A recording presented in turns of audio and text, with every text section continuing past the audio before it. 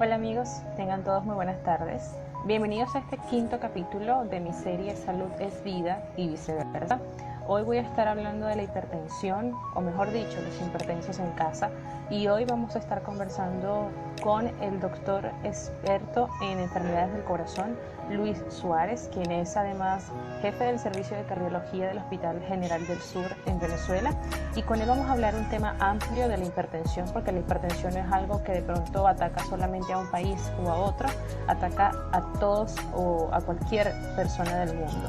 Así que bueno, con él vamos a hablar de este tema de forma amplia y vamos a tocar varios puntos que pueden ser en común, no importa que estés en un país o en otro.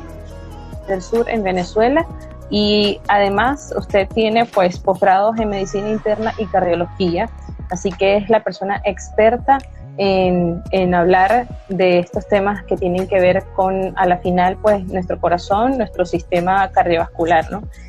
Doctor, me permito iniciar con un poco del contexto, ¿no? Y es que desde el inicio de la pandemia se comenzó a advertir a las poblaciones mayores de 60 años los riesgos de contraer COVID-19, debido a una mayor vulnerabilidad de estas personas a complicar su sistema, todo su cuerpo, su sistema inmunológico, etcétera.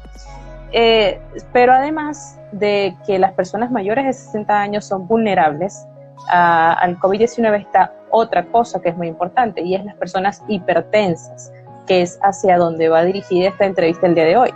Según la OMS, para su último informe del año 2013, 9,4 millones de personas mueren al año a nivel mundial por esta enfermedad. Entonces, cuando nosotros tenemos estos porcentajes que más o menos vienen siendo el 45% de muertes por cardiopatías, en un estado de confinamiento mundial como el que estamos viviendo, no solo en Venezuela, no solo en Colombia, Chile, Argentina, etcétera, sino todo el mundo, ¿qué puede complicar a un paciente hipertenso en estos estados de confinamiento?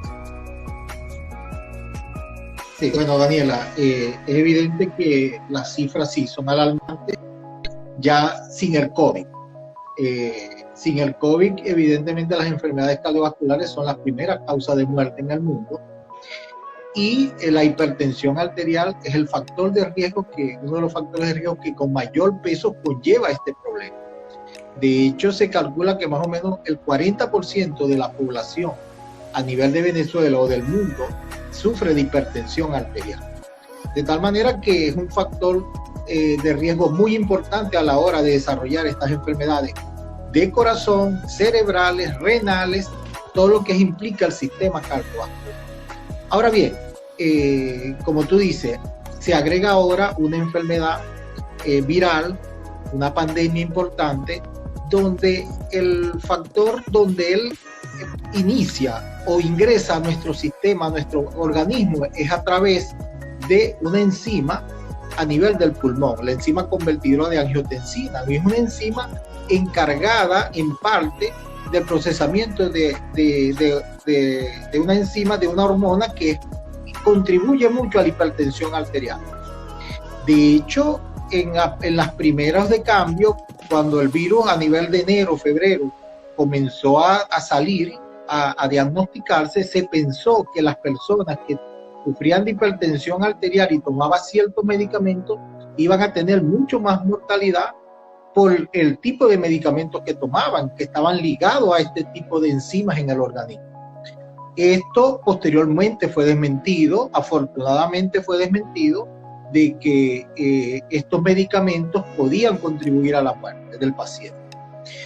Pero lo que sí es cierto es que el paciente cardiópata, el paciente con problemas pulmonares, el paciente con problemas inmunológicos, el paciente con problemas renales, tiene una inmunidad disminuida ante este virus, y por supuesto lo hace más susceptible de sufrir un problema mucho más agresivo de la enfermedad. A la vez que sabemos que todas estas personas que sufren estas patologías tienen mayor edad, y por supuesto ya solo el hecho de tener una edad mayor a 65 años también los convierte en personas susceptibles de mayor problemas o de mayores complicaciones.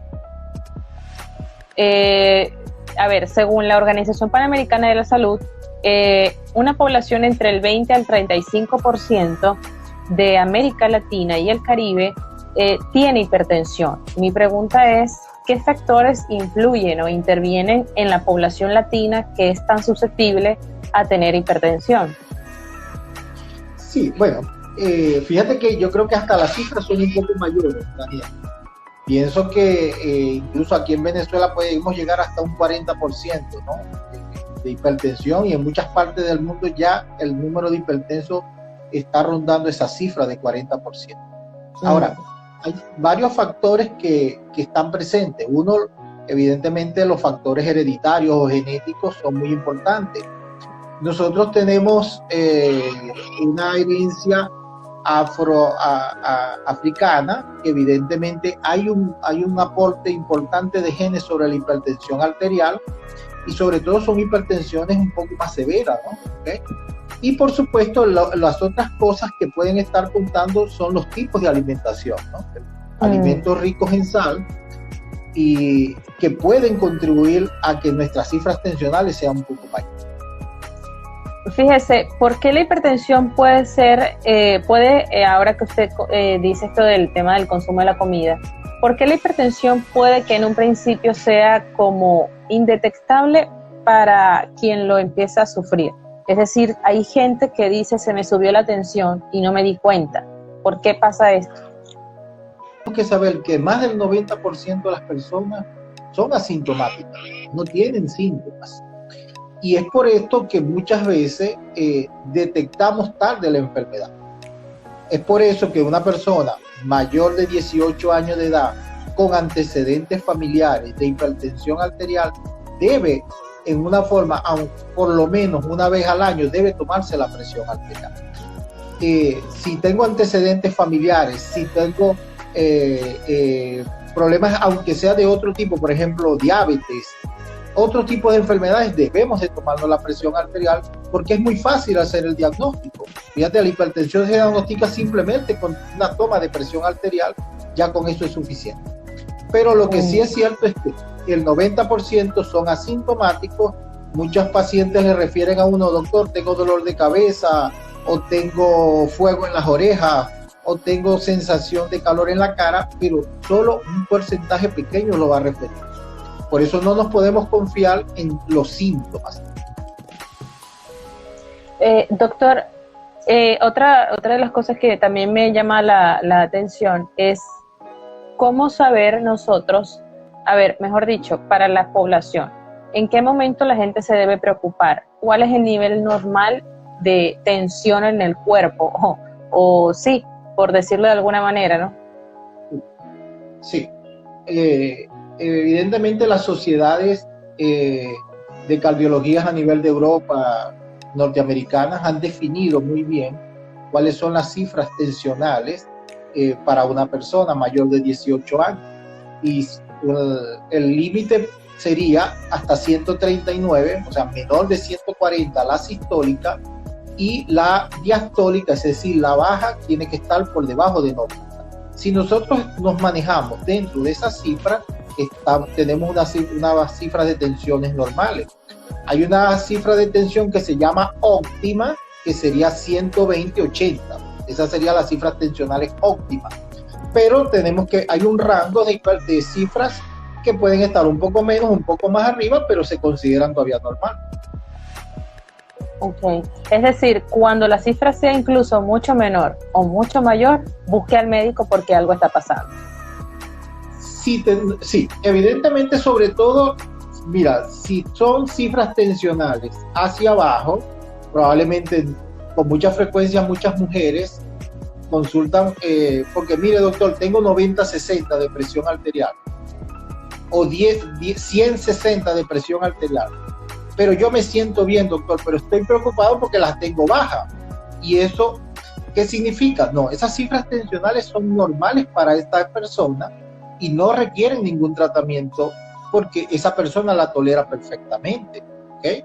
Ahora, si esas cifras de tensión causan otro tipo de malestar, evidentemente habría que evaluarla, ¿no? Y hacia arriba, como te decía ahorita, muchos de estos pacientes por encima de 140, 90 no van a presentar sintomatología, de tal manera que probablemente no van a consultar.